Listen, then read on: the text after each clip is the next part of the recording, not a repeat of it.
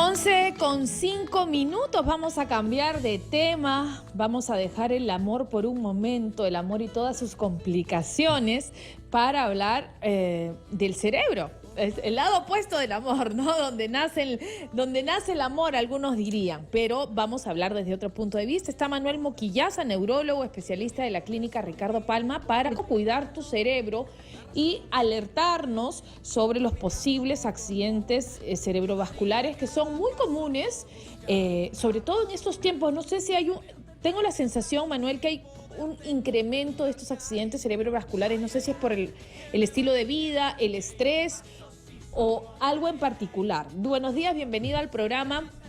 Te digo esto porque en las últimas semanas, primero, he tenido muy cercana, por ejemplo, una amiga contemporánea conmigo con una parálisis facial, wow, presión muy alta, y este es el tercer caso de personas cercanas que escucho que tienen situaciones similares. ¿Hay un incremento de accidentes cerebrovasculares en este momento?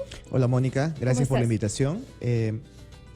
Evidentemente ha habido un aumento de la cantidad de pacientes que hacen un infarto cerebrovascular. A nivel mundial se considera la segunda causa de muerte. Es curioso porque las medidas preventivas se han tomado en muchos países desarrollados, en donde ya ha pasado del segundo al quinto lugar, pero en los países como nosotros, en vía de desarrollo, sigue aumentando, y es importante los factores de riesgo que has nombrado. ¿Y a qué se debería este aumento? Ya que me dices, pensaba que era mi percepción, pero ya que tú me lo dices, y tú que eres especialista y trabajas en una clínica tan prestigiosa como la Ricardo Palma, ¿a qué se debe? ¿A qué crees que se debe este aumento? Mucho se debe a los estilos de vida que hemos adquirido. Por ejemplo, la presión arterial es el principal factor de riesgo. Una persona que tiene un infarto cerebrovascular, el 80% tiene presión arterial alta. La diabetes, el colesterol, el triglicérido, tabaquismo, alcohol, el sedentarismo, falta de actividad física. Y con todo ello contribuye. Se le conoce como factores de riesgo neurovasculares. Una persona que tiene hipertensión, por ejemplo, arterial, tiene 4 veces más riesgo de una persona que no lo tiene.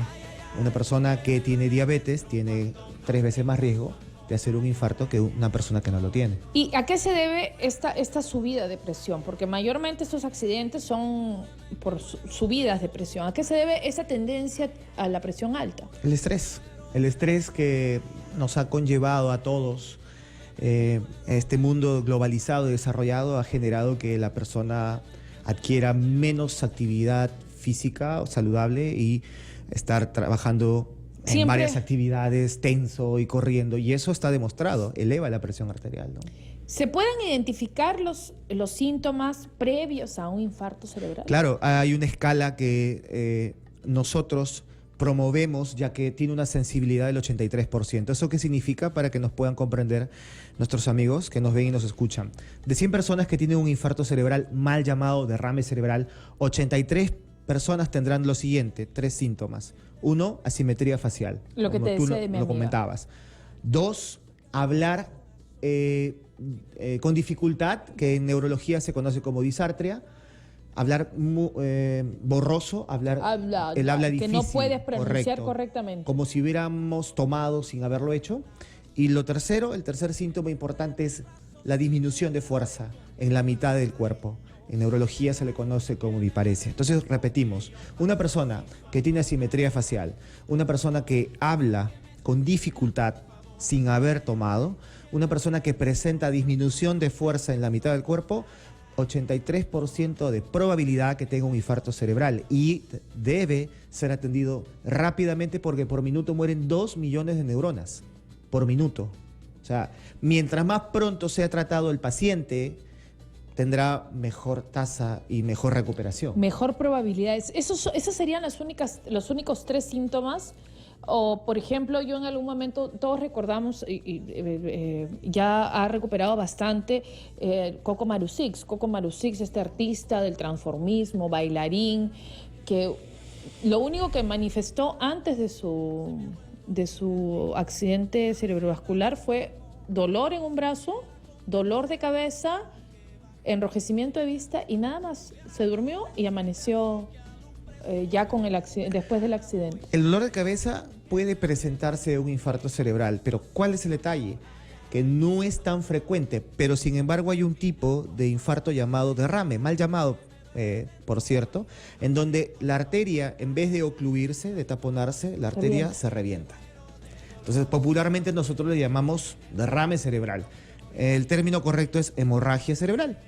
Y la hemorragia sí se presenta con dolor de cabeza y se puede presentar en un 50%, incluso hasta 90% de pacientes. ¿Cómo se identifica cómo se podría identificar un dolor de cabeza, por ejemplo, las personas migrañosas, con un dolor previo a una hemorragia cerebral? Lo manifiestan como el peor dolor de cabeza de su vida.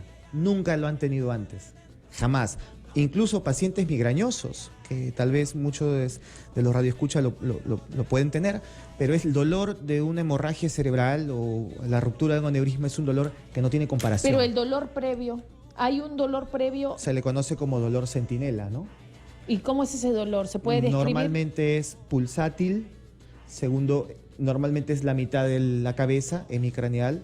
Se puede asociar también con presencia de destellos, se puede asociar también a náuseas, muy similar a un paciente con migraña, muy similar. Entonces, si los dolores se vuelven más frecuentes de lo normal, el paciente debe acudir a un neurólogo y debe ser evaluado, porque estaríamos, como bien tú lo dices, a síntomas que nos estuvieran avisando. De prevención, o correcto, sea, antecedernos, adelantarnos. Fallamos mucho y es importante educar a la población que la mejor forma es prevenir una enfermedad. A veces vamos un poco tarde. Se considera el médico bueno aquel que soluciona un problema, pero en general, en Europa, en América, el buen médico no es tanto el que cura una enfermedad, sino aquel que lo previene. Además, la medicina en este momento es la medicina preventiva. Total. El chequeo, el aviso, el darte el tiempo para escuchar a tu cuerpo, prevenir, preguntar por qué me duele, mejor voy al doctor, porque eso es, sobre vital. todo en el tema cerebral, marca una diferencia. Lamentablemente la neurona no se reproduce, a diferencia de otras células del cuerpo.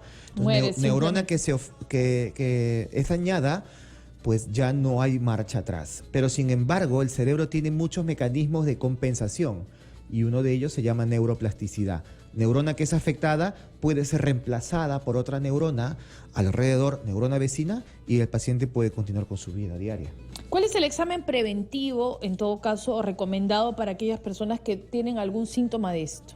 La neurología se caracteriza por ser una ciencia principalmente clínica. Entonces, lo primero que sugerimos antes de hacer una inversión, tal vez, no sé, en una resonancia magnética, en una tomografía o en una ecografía, lo primero que le sugerimos al paciente es que acuda a un médico especialista. ¿Por qué? Porque el cerebro tiene múltiples formas de ser estudiada y lo ideal es canalizar qué estudio es primario. Por ejemplo, en el caso de las mujeres gestantes, muchas experimentan la famosa preeclampsia, ¿no? Que es la elevación de la presión. En esos casos, incluso hay casos que se eleva sobremanera. ¿Se puede llegar con esta subida de presión producto de la gestación a un accidente cerebrovascular? Wow, es una pregunta compleja, pero es real. Las pacientes con preeclampsia, como bien tú lo has descrito, tienen un mecanismo autoinmune, para hacerlo más fácil. Mucho tiene que ver el producto. Entonces, en este caso es el bebé que lleva dentro la madre.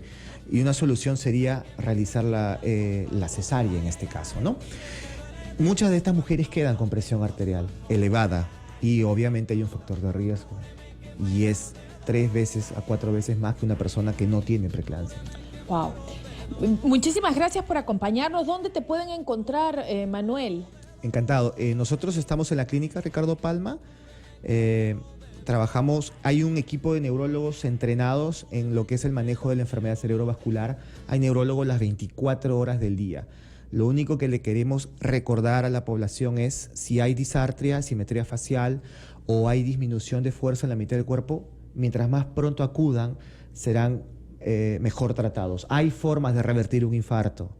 Podemos regresar a la persona a su estado habitual si es que acude prontamente con nosotros. Prevención, entonces. Total. Manuel Moquillaza, neurólogo, especialista de la clínica Ricardo Palma. ¿Cómo cuidar tu cerebro? Que es además una fallita en el cerebro y nos detenemos ahí y probablemente con una lesión de por vida. Hace poco el cantante de Los Prisioneros, Jorge González, sufrió de un accidente cerebrovascular.